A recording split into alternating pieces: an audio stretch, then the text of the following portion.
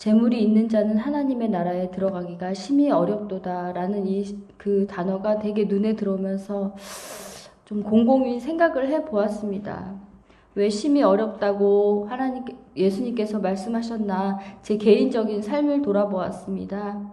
사업이 망해서 신불자 직전에 갔습니다. 그래서 구사일생 모면하고 신앙생활도 하면서 예수님을 만났습니다. 돈이 없었기 때문에 무엇이든 물어보고 의지하면서 그렇게 살았습니다.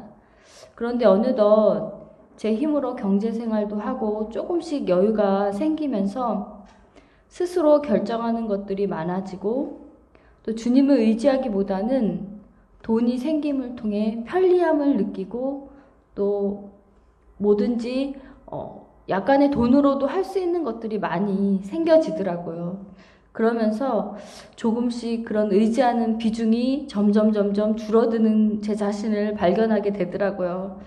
그래서 예수님은 그렇게 말씀하셨습니다. 심령이 가난한 자는 천국이 저희 것이라고 말씀하셨는데 마음도 가난하고 현실도 가난한 자들이 더 주님을 의지하기가 좋다는 사실입니다.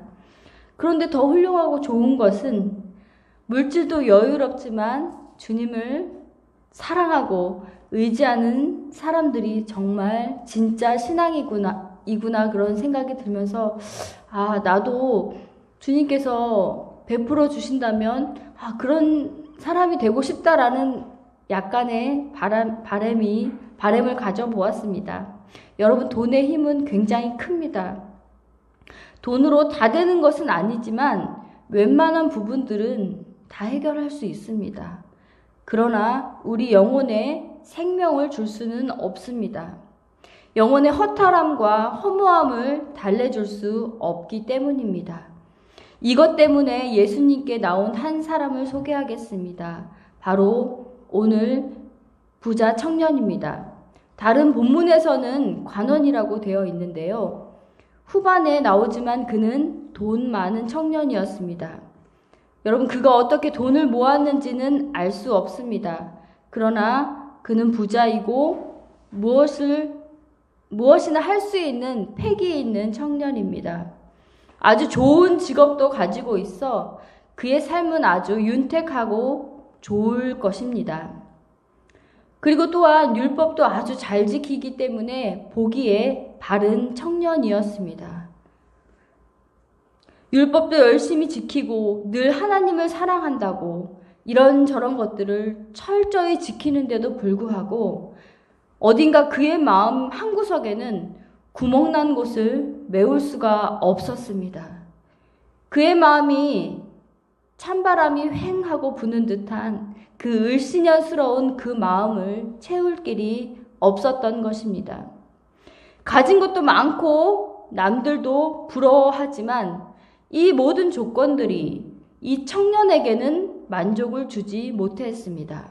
그래서 이 청년은 17절에 보면 예수님께 나아옵니다. 17절 그의 행동을 유심히 살펴보면 다른 평행 본문에는 없지만 마가 본문에선 잘 드러내주고 있습니다.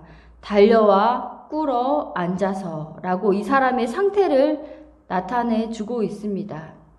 예수님께 겸손하기까지 합니다. 그에게 존경과 경의를 표현하는 상태입니다. 그러면서 예수님께 선한 선생님이여 라고 말하고 있습니다.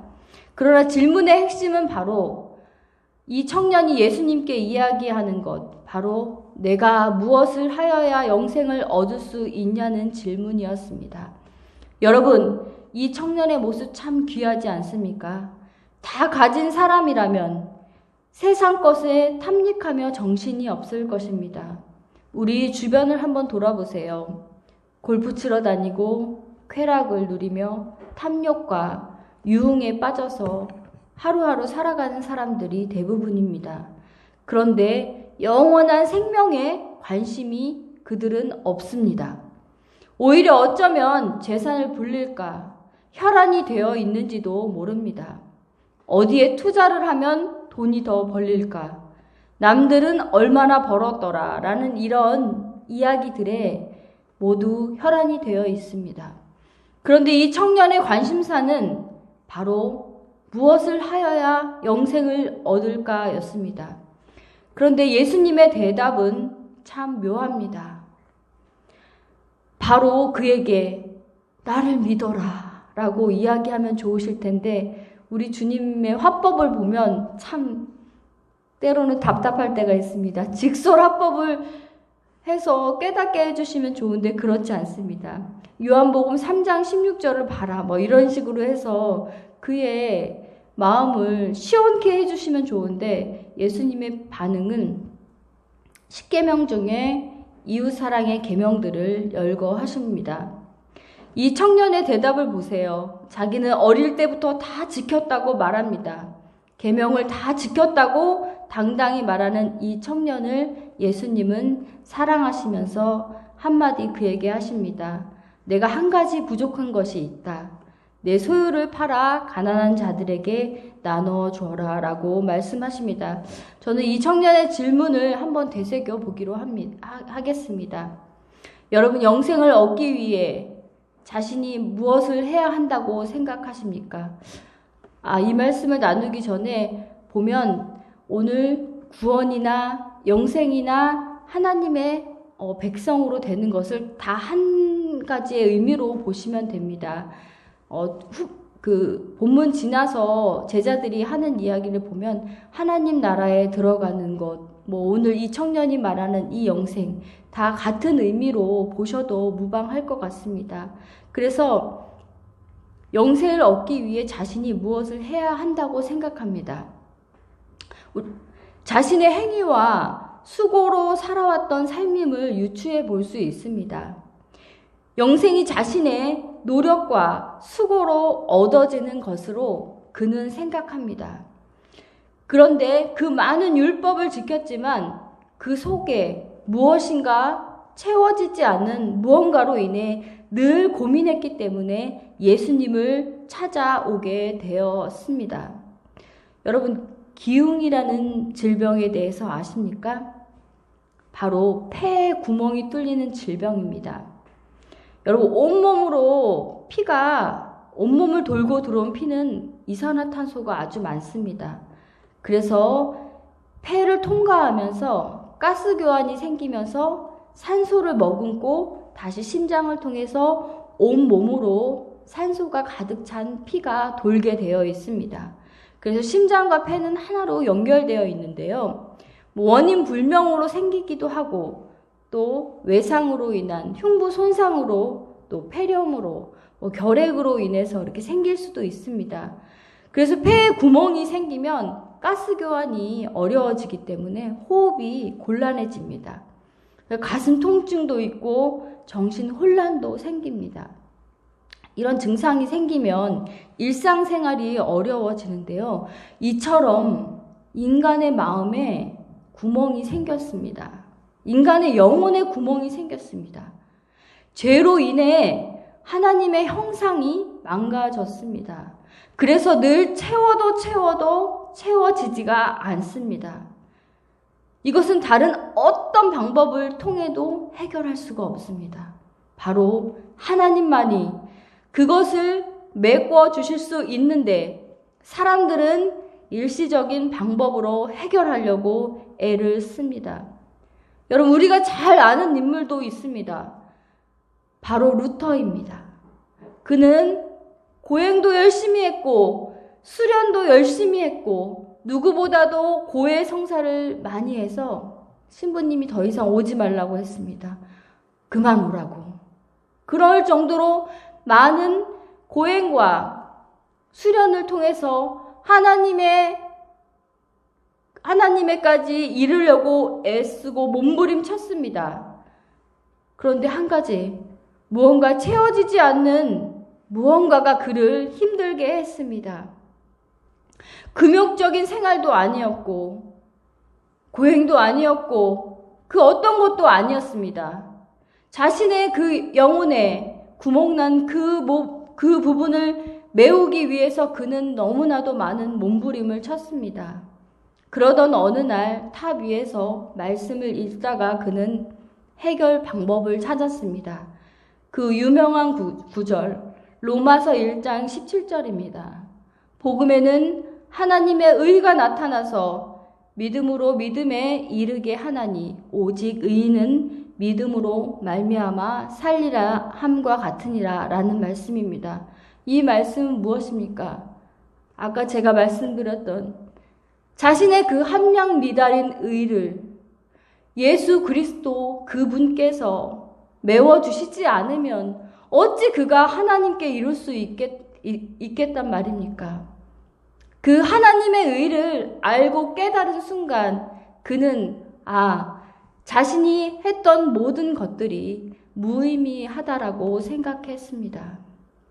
오늘의 부자 청년도 세상의 모든 것을 갖추었기 때문에 잠시의 만족을 누릴 수 있었지만 궁극적으로 그 영혼의 만족을 채울 길이 없었습니다. 그래서 예수님의 소문을 듣고 남이 보든 상관없이 그 대낮에 그 지위를 가진 그 사람이 예수님께 무릎을 꿇고 영생을 구한 것입니다.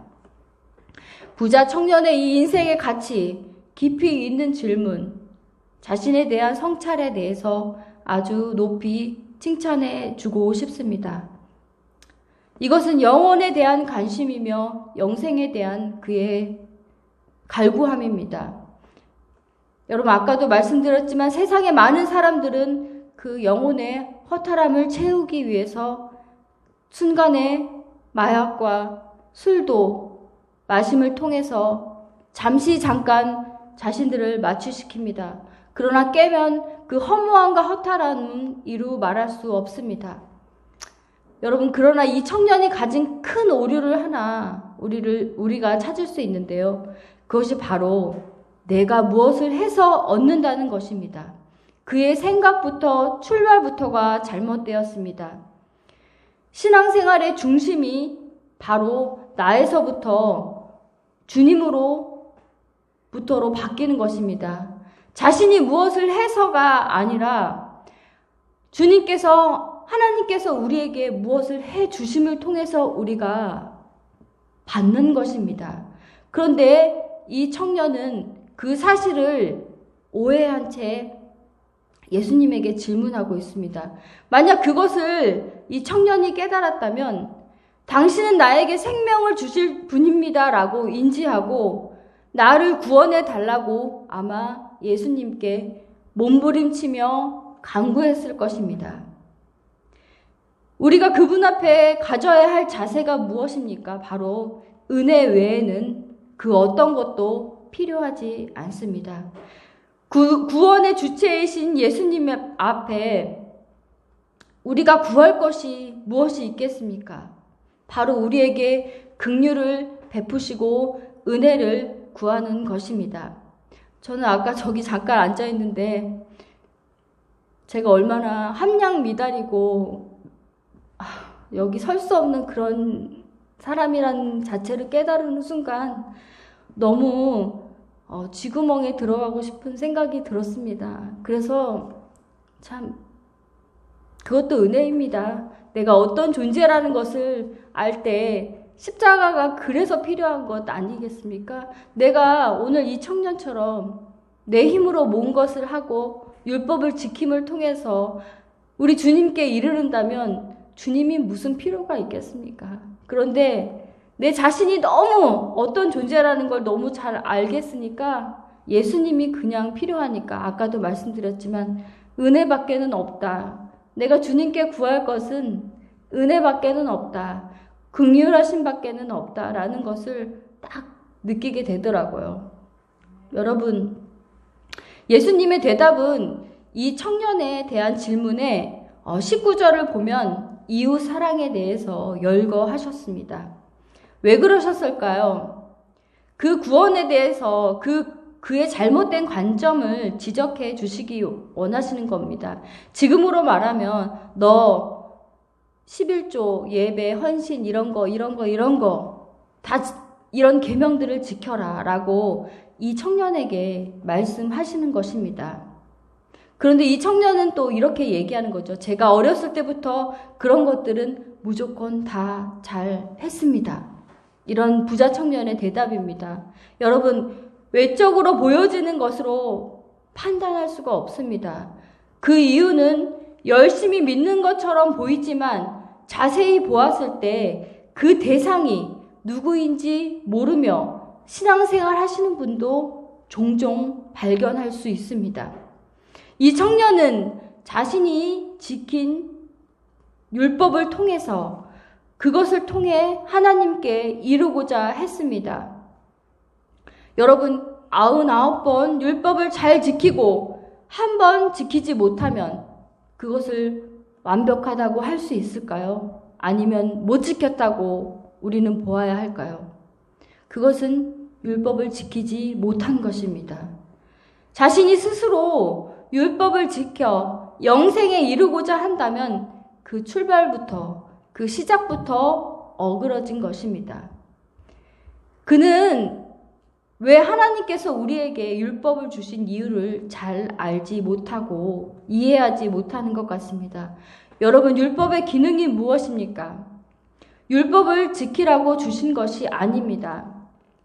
연약해서 지킬 수 없는 존재임을 깨닫고 십자가 앞에 나오라고 우리에게 율법을 주신 것입니다.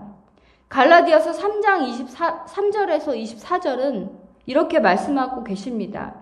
믿음이 오기 전에 우리는 율법 아래 매인 바 되고 계시될 믿음의 때까지 갇혔느니라. 이같이 율법이 우리를 그리스도께 인도하는 초등교사가 되어 우리로 하여금 믿음으로 말미암아 의롭다 함을 얻게 하려 함이라 라고 말씀하고 계십니다. 우리가 무엇을 해서 영생을 얻는 것이 아닙니다. 그분이 우리에게 하신 일을 우리가 믿음으로 받아들일 때 우리의 영혼의 허탈이 메워지고 그럴 때 우리에게 영생이 주어지며 참다운 주님과 교제가 시작되고 안정감과 만족감을 누리게 되는 것입니다. 여러분, 말씀을 정리하겠습니다.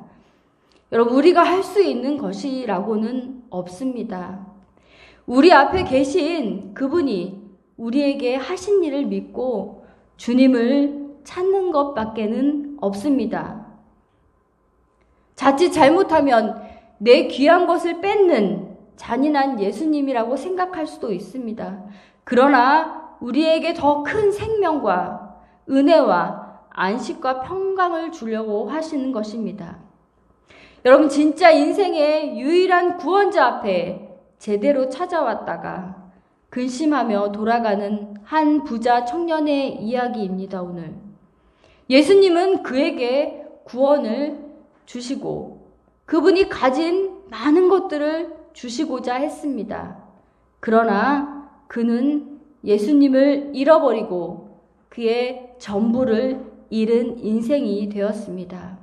오늘의 말씀을 통해서 우리가 예수님을 얻음을 통해 많은 것들을 누릴 수 있는 저와 여러분 되시기를 주님의 이름으로 기도합니다. 기도하시겠습니다. 하나님 아버지,